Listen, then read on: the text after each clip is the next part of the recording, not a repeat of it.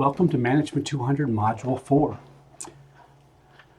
Well, we've finished our first three modules, which largely focused on ideation and learning how to validate some of those ideas. In our last module, we explored the business model canvas and the lean model canvas.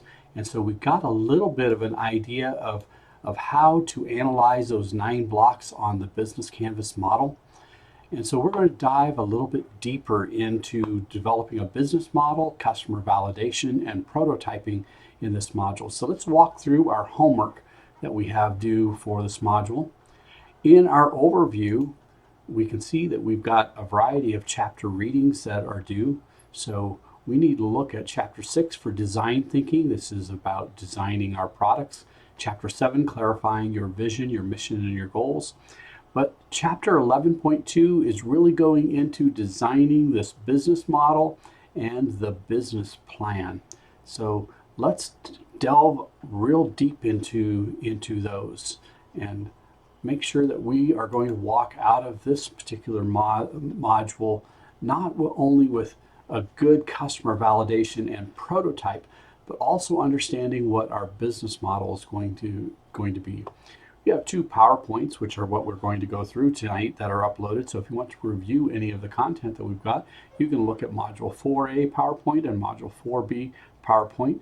In addition, we've got our matching game activity, which goes along with our assigned reading for those chapters that we just reviewed. And you've got a great video with Stephanie that goes over business models and how to pivot if the product that we decided on isn't the product that we actually want to run with. So there's nothing wrong with pivoting. So if you start out with an idea and later on you decide that, this isn't the idea that I really want to run with, at some point in time, real businesses choose to pivot, and you can always pivot your idea.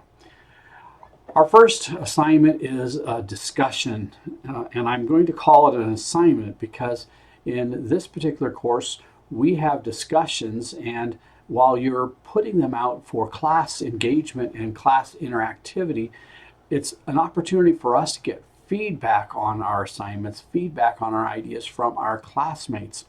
And so in this particular first assignment, you're going to choose your business idea. So you've spent the first 3 brainstorming assignments, brainstorming different ideas, learning how to ideate, coming up with different ideas. But now it's really time for us to settle down and choose an idea that we want to work on for the rest of the semester. Now remember that concept of pivoting. You still have the freedom and the flexibility later on in some later on assignments to go back and pivot to a new idea. But for this assignment, we're going to start that foundation that we're going to choose an idea that we want to work on for the rest of the semester. So you're going to choose your business idea. And if we're working as a team, right now, this is really the opportunity for you to choose your best business idea, figure out what the business model is, create your 30-second elevator pitch, and pitch it to the rest of your team so that then the team can choose which one of the ideas that the team wants to work on. You're going to define your customer value proposition, estimate what customers are willing to pay, and describe what your business model is. And so you're thinking about what is that business canvas model going to say? So if we think about what does the business canvas model say? What's our value proposition? What are our customer relationships? What are our channels that we're going to connect with them? Who are our target customers? And then we're going to make an estimate of revenue streams. We're going to figure out what our key activities are to execute that value proposition. We're going to look at what key resources we have in-house, what key partners that we need to have to execute if we don't have those resources in-house. And then we're going to make an estimate of our cost structure. So this is a real quick back of the cocktail napkin. It can be done on 1 sheet of paper, and it estimates everything that we need to know about our business model. And when we subtract our revenue or subtract our cost from our revenue, we've got a real quick back of the napkin estimate about whether our idea is going to be good or not. So we've described our business model using a business model canvas or the lean model canvas. and we've evaluated all those key segments. Now we think about what 3 methods could we use to test our idea and collect feedback from real target customers. Could we use a survey, or could we interview? Could we do some prototype testing? Our last assignment in this particular module is actually going to ask you to build a digital prototype, and we can do that digitally using artificial intelligence. So if you don't think that you're a great artist, we've got AI tools that can do this. So you're going to write this up, you're going to do your presentation in a discussion post, and you are specifically going to ask your classmates for feedback on your idea, feedback on your value proposition, feedback on your business model. This is our first step in getting customer validation. Our classmates are not necessarily our real target customers, but you know what, we're going to use them as proxies for customer feedback.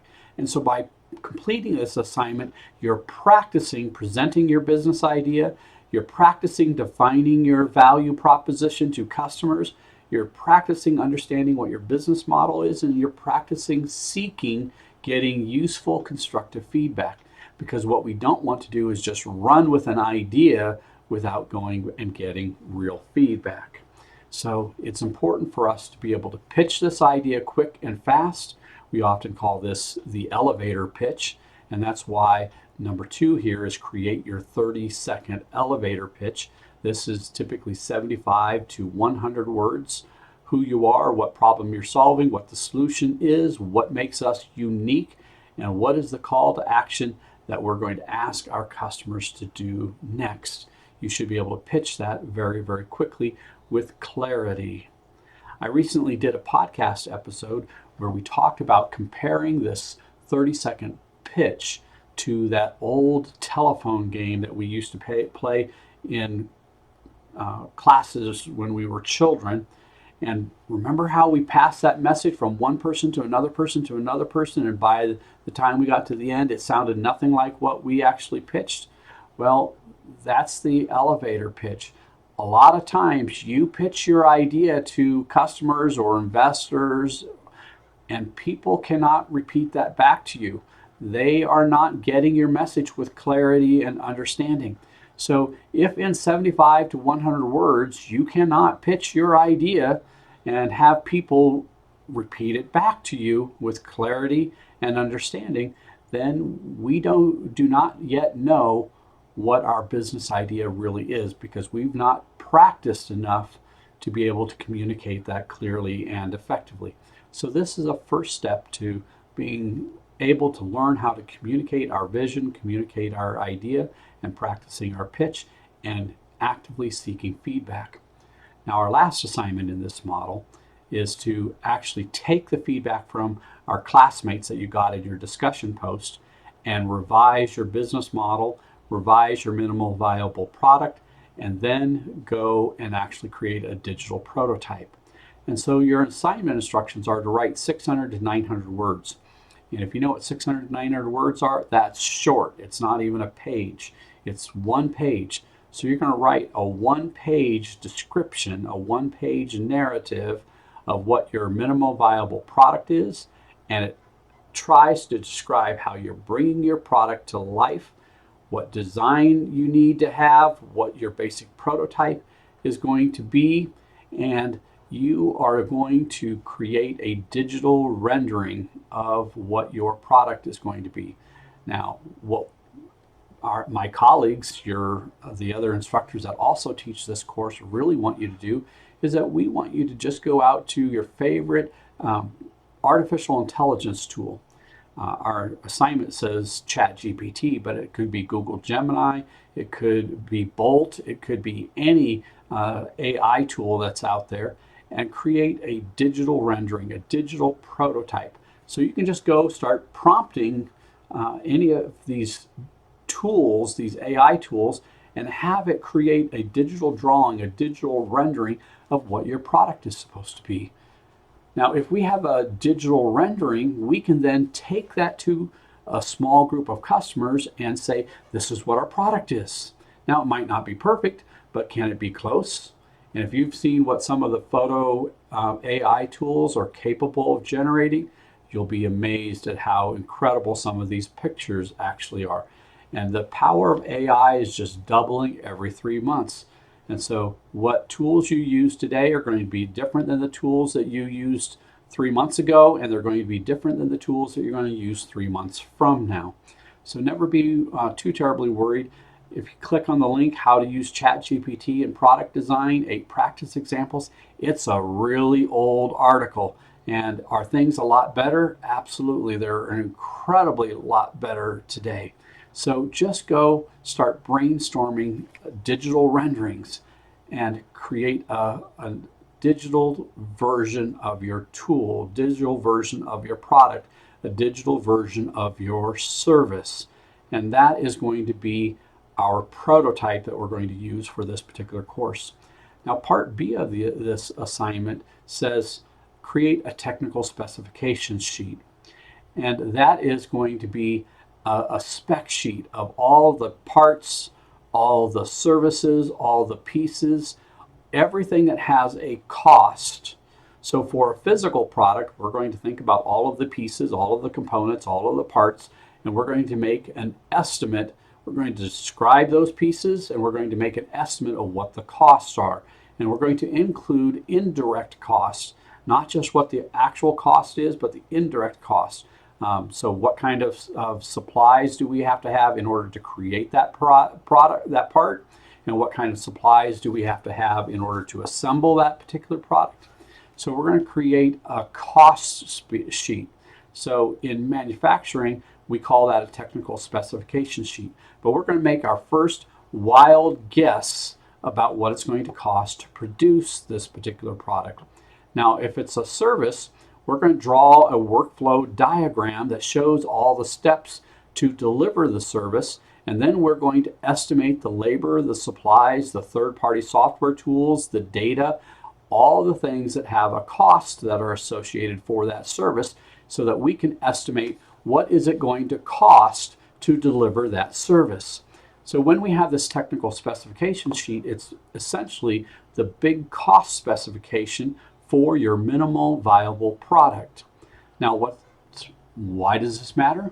Because in one of our next assignments, you're going to actually be doing a cost forecast. And if your marketing plan says that we expect that we're going to sell 100 units of these, or whether it's units of a product or 100 services, we're going to be able to take this technical specification sheet and the cost, and we're going to be able to then essentially approximate what the cost is to produce that product or produce that service. So all of our assignments are going to start stacking and building upon each other. You build this assignment, and it is going to connect to the next assignment, and that next assignment is going to connect to the next assignment. And so all of our assignments are going to start to build on each other from here to the end of the semester. So when you start building, each of the assignments from here to the end of the semester are now always going to contain a couple of documents. Every assignment is going to have the SCORE Deluxe business plan.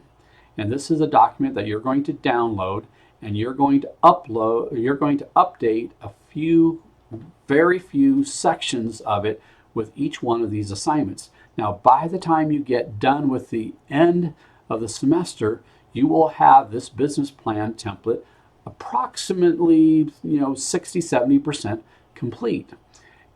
And if you wonder why this matters, it's not quite a full business plan, but it's a very good approximation of one. And this is the document that many small business administration lenders actually use to accompany a loan application. So by the time you complete this course, if you have the SCORE Deluxe business plan template completed, you will have essentially completed one of the core documents that many SBA loan document lenders actually requires to make you eligible to apply for an SBA loan. One of the other documents that you are going to attach, so you're always going to have a SCORE Deluxe business plan template attached to all of your future assignments, this assignment and all future ones, but you're also going to have a pitch deck template. So if we look at the pitch deck template, we give you a sample pitch deck template. There are 74 different slides. There is every variation of every format and idea of a PowerPoint presentation about how to present your company's vision. And you can download this and then use any of these slides. Now, I'm going to tell you that your final presentation pitch is probably going to be 10 to 15 slides long. Because if we look at this assignment, you're going to see that there's this really cool book. It says a detailed guide on how to create a pitch deck and what goes on each slide.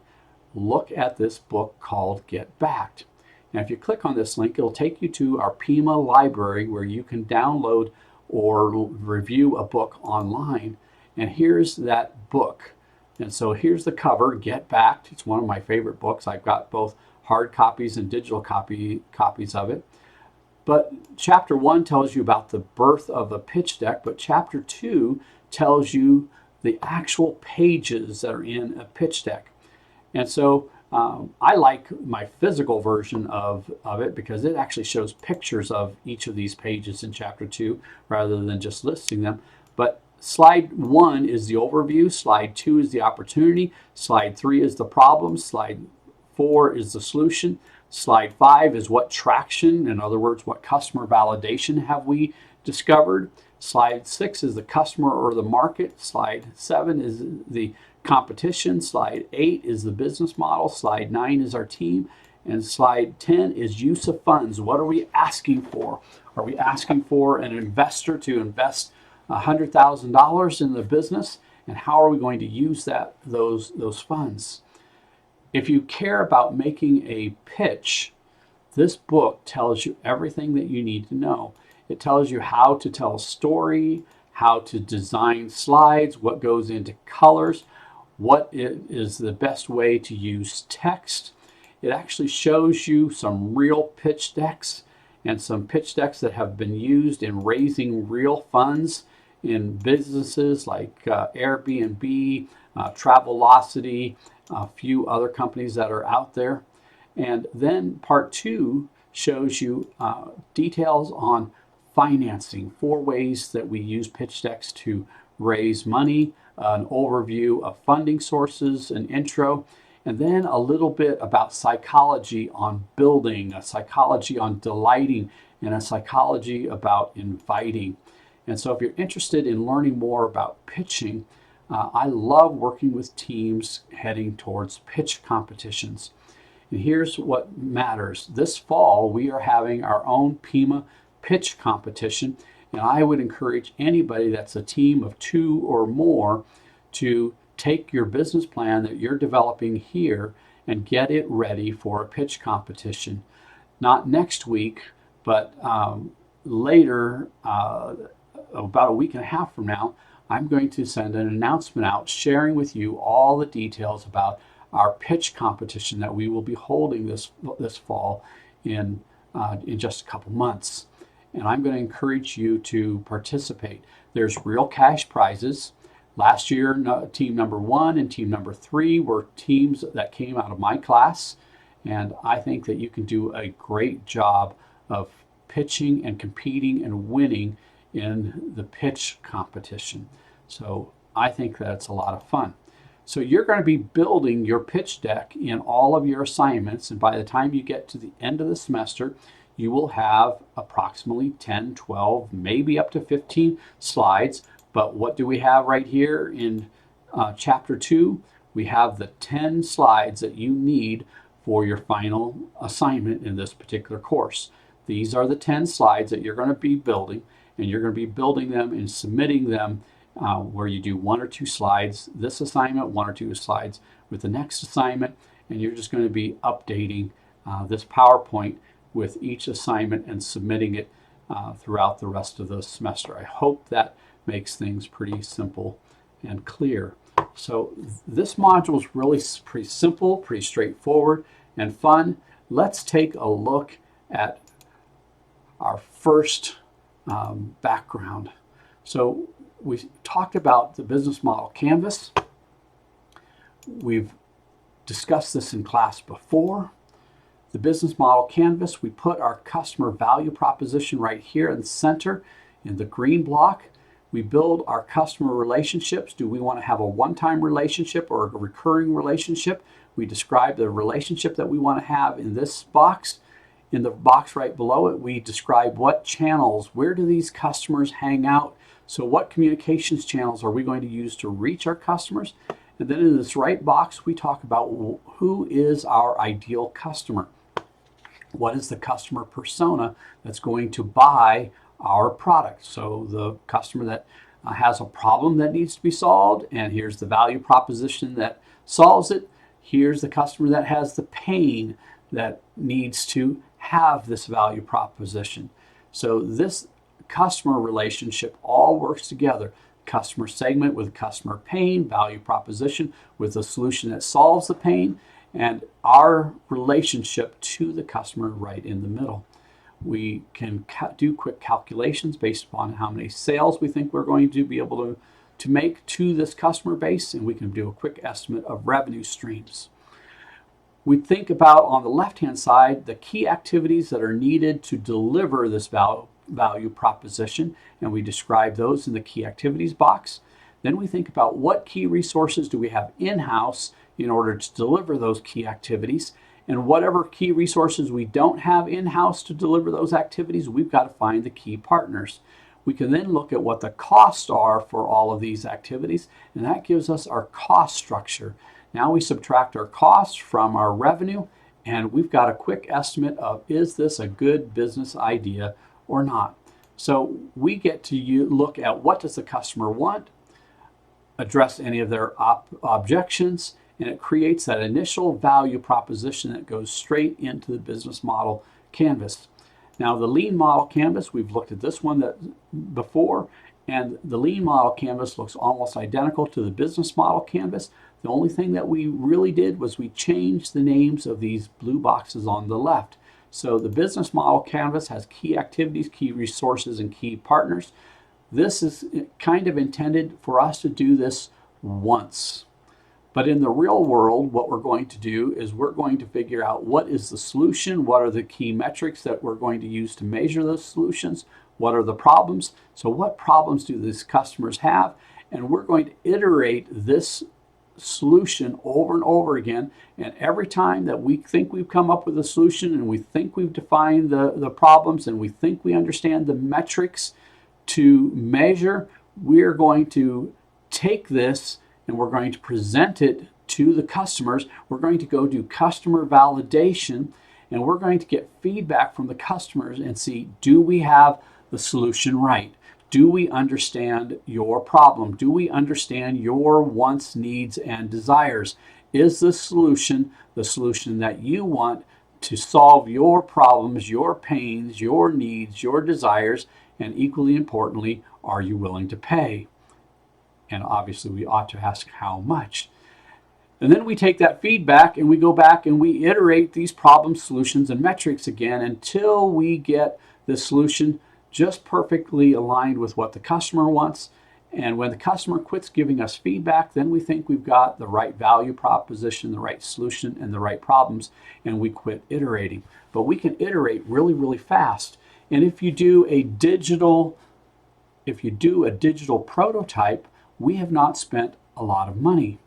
Because if you do a digital prototype, we create a digital prototype, we take the digital prototype back to the customer, and we just keep iterating that digital prototype, and we just keep making changes and updates to the digital prototype. And have we spent any money yet? That's what's cool about using artificial intelligence and customer validation. We keep iterating this process over and over and over again. So understanding what your customer wants, understanding what they need, understanding what they desire is really critically important. Our textbook better describes this in the context of empathy. Can you empathize with what the customer really wants? And it's not what they say that they want, but what do they actually do? What do they feel? What do they think? And so sometimes we have to ask a lot of questions to the customers, because they may say that they want one thing, but then they do something different. And so when we go through this iteration process, we have to be very attentive to what are the customer's real wants, what are their real needs, what are their real desires, and we have to learn to empathize with the customer and get that solution perfect, get that solution to what the customer really wants. And that's our goal, is to get this balance of desirability with a product that's also feasible, and then it gives us a company or a solution that is genuinely viable. And when we come up with that empathy and we've iterated this over and over again with the customer, we're ultimately going to get to viability.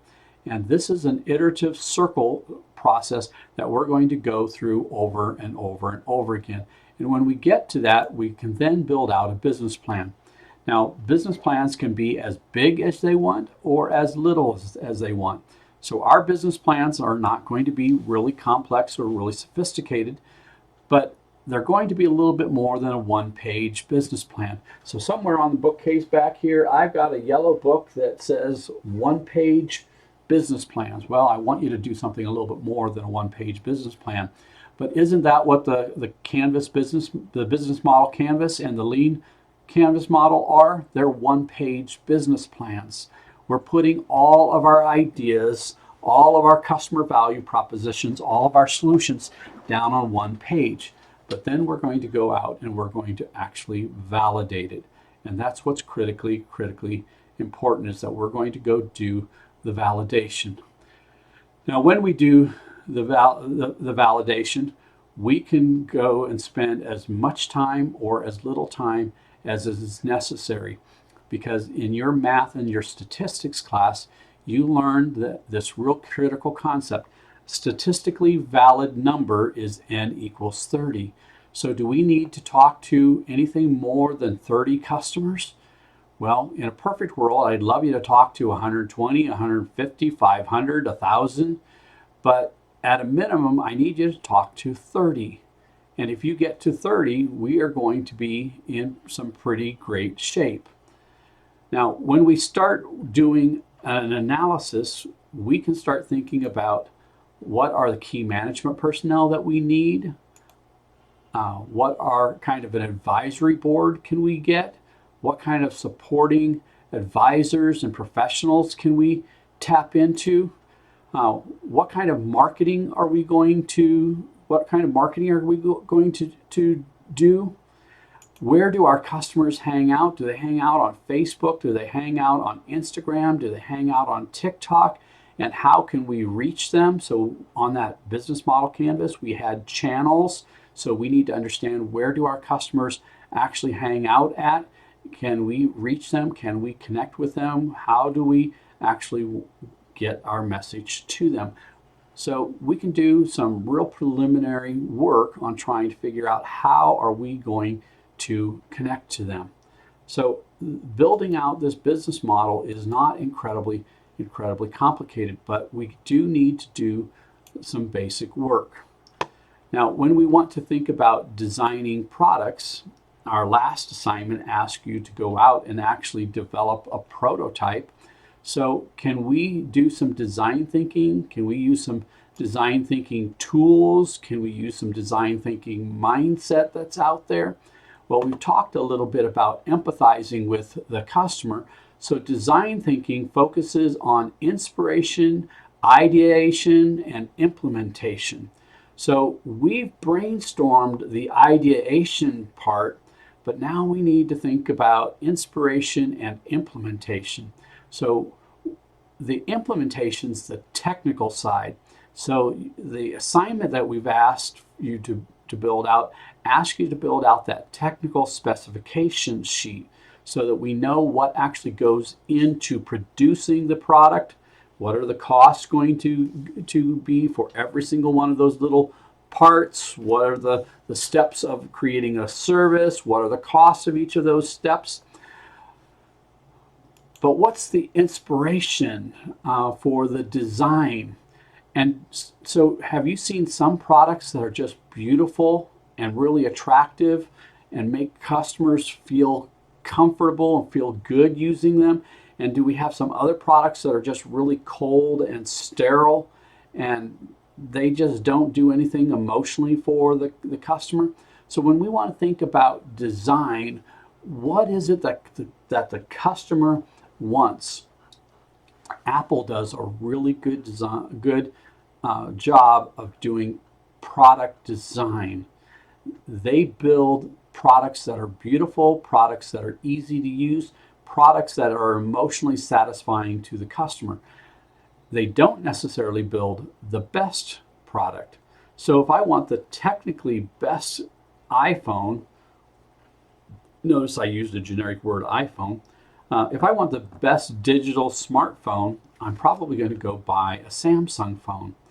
But if I want the best user experience, I'm going to go buy the Apple. So we need to understand the inspiration and the motivation for design. And sometimes that comes in the form of the user experience. How are they going to feel using and consuming our particular product or using and consuming our service? So what is the inspiration that matches the ideation that's going to align with what the customer's wants, needs, and designs are, or desires are? And that's how we're going to go about thinking about design. Now, if you go to a shopping mall, many of us have experienced a certain food outlet called Cinnabon. Well, Cinnabon, if you just approach that restaurant, all of a sudden, when you are a long ways away, you're going to start to smell the aroma of cinnamon buns. And whether you are hungry or not, you're going to experience the aroma, the sensation of their product long before you can visually see it.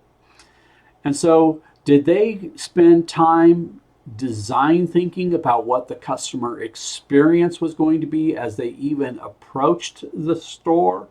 And what the customer experience was going to be while they were at the counter? Because is that aroma and that scent a significant part of the design experience, the customer satisfaction? And everybody will love, well, almost everybody will love that Cinnabon experience. So we need to think about design and how are you going to create the experience that the customer wants. Now, every company does this differently. So every company has their own strategies. So most companies start their strategy with their vision statement or their mission statement. And so that might sound a little bit corny. It might sound a little bit hokey. But Amazon set their vision statement and their mission statement. I'm going to go straight to their mission statement. We strive to offer our customers the lowest possible prices, the best available selection, and the utmost convenience. So they've got a mission about what that experience is going to be. But they also have a vision statement that they want to be that place where customers can find and discover anything that they want to buy online. So they want to have this incredible breadth of shopping experience where you can go find anything that you want online. Now, they didn't say that they want to have the best quality. They just said that they want to have the best possible prices, the best possible selection, and the utmost convenience. So you can go find and discover anything that you might want. Now, if you want the best quality, maybe you've got to go shopping someplace else. So do they set the goal for what their product and their service is going to be? Yes, they've created boundaries of what their product and service is going to be, and they're going to deliver and execute on it. They're not going to be the best of everything. They're just going to be the most selection, the utmost convenience, the lowest possible prices, find and discover anything. But it's not going to be necessarily the best quality of everything. So they've set their vision and their mission of who and what they want to be and what they want that customer experience to be. So you need to think about what you want that customer experience to be as you design your product. And this is where an awful lot of entrepreneurs get hung up because they think that, oh, I have to design that perfect product, the best quality product. Well, maybe customers don't want the best quality product. Isn't Dollar General a pretty amazing and popular store? Are they selling the best quality products of everything, or are they selling something that is incredible prices and incredible convenience? They are delivering a product category and a product tier that is appealing to a very large number of people. We need to think about who our customer is, what is their pain, what is their problem, and what solution do they want. And in many cases, that solution is not what many entrepreneur creators are trying to create. And instead, we need to remember that we need to empathize with the customer and give the customer what the customer wants. And do you need a big fancy office to do it? There's an awful lot of startups. Apple started their business in a garage.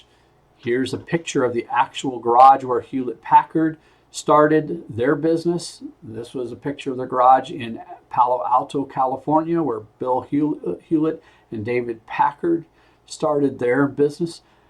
Can we start our business in a garage? Can we start it in a bedroom? Can you start it right out of your home? You can actually start it anywhere that you want, because we don't necessarily need the fanciest of all the places. So we need to think about what our goals and our objectives are. Now, when we think about the market that we're going to get into, we need to understand what is the problem, what is our brand identity, is our value proposition, and what are those key features that we're offering in our value proposition, and does that value proposition have product market fit? So we've tried to make it pretty clear that product market fit might not be that luxury version of that product, because maybe the market wants that Dollar General version of the product. So product market fit, we need to understand what the product needs to be in order to fit with the market. Now, I'm biased because a lot of the companies that I've created, I've tried to create the highest quality product at the second highest price. And so that's a personal bias that I have. I love that positioning within the marketplace. I love creating the best quality product at the second highest price. But is that the perfect product market fit for all customers? Is that the perfect product fit for all markets? Oftentimes it's not. That's totally missing the Dollar Generals of the world. That's totally missing the Walmarts of the world. And are those awesome and absolutely incredible companies? And are there an awful lot of awesome and incredible products being sold through those outlets? Absolutely. So if everybody had that philosophy that I had of being the second highest price with the highest quality, well, then we wouldn't have Dollar General, and we wouldn't have Walmart, and we probably wouldn't have Amazon. So we need to do a competitive analysis. We need to look at what the competition is out there, and in many cases, the competition is leaving a wide open gap. There is a category of product that is being underserved or totally not met within the market space. And so somewhere along the line, a couple decades back, companies like Dollar General came into the marketplace and they said, you know what? We got a whole bunch of high-end retailers, but nobody is meeting the low-end market demand in the retail space. And so did we just have a couple retailers just dominate the market space? Did Walmart explode? Did Dollar General explode? We need to do a competitive analysis and look in the market space and see what gaps are missing. And can we build a business model that empathizes with customers and understands what their wants, needs, and desires are, and builds products to satisfy them and make them happy? And that's what is the best opportunity for most entrepreneurs, is to find out what does the customer actually want. Then, of course, we're going to do the financial projections and actually make sure that it is financially viable, that we can actually make money doing this. That is what gets truly, truly exciting. So let's think about our 2 assignments again and go back and recap those 2 assignments. Our first assignment is a discussion. You're going to go into discussion forum. You're going to choose your business idea. You're going to create that 30-second elevator pitch, one that is so clear that your classmates can regurgitate it back to you. You're going to define what your customer value proposition, what is the main benefit your solution offers to customers, and you're going to explain the specific pain points that your customers experience and how your solution solves those pain points for the customers and why your customers are going to choose you over the competition. And you're going to estimate what the customers are willing to pay for this particular solution. Then we're going to describe our business model. Who are the customer segments? What's the value proposition? What are the channels? How are we going to reach them? What kind of relationship do we want to have with them? And then what is that revenue stream? How are we going to earn money? And what's our big estimate? Then we're going to briefly talk about the key activities, key partners, key resources, and briefly describe that cost structure, that left side of the business model canvas. Then we're going to create a plan for customer validation. We're going to describe 3 methods that we can use to go out and talk to real customers to validate that idea, validate that business model, make sure that we really understand what the customers want and that our idea actually is valid, that we truly understood them. And if it's the lean canvas model, we're going to be doing these 3 methods iteratively over and over and over and over again. And we're going to use this discussion forum to request feedback from our classmates so that our classmates are going to be that proxy. They're going to be the example, the pretend version of our customers. They're going to give us feedback. And it's going to develop our skill set of understanding ideas, empathizing with customers, and accepting feedback.